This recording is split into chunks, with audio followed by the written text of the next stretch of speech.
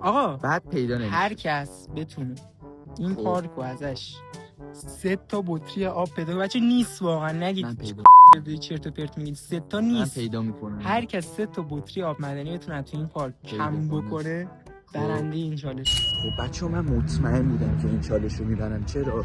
چون کلا 3 تا بطریه. 3 تا بطری هم من دیدم، یعنی آماده دارم در واقع. 3 تا بطری تو ماشین هست. میخوام بچه اینجا یه تقلب بکنم، اینو پیدا کنم تو این چالش ماهی رو ببرم. خب الان من میرم اون 3 تا بطری رو تو ماشین برمیدارم، میارم فوری میگم برندم. اونم نمیتونه اینجا بطری پیدا کنه. ببین اصلا اینجا بطری 3 تا بطری اینجاست.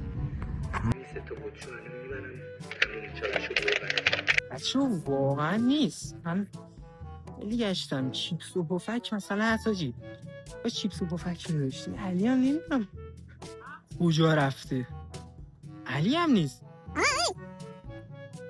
پیدا کردی؟ ناموسم نمی کردی؟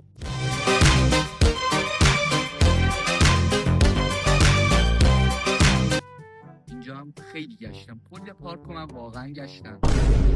من که 3 تا بطری تو ماشین هست، من همین 3 تا رو بردارم ببرم چالش رو بردن.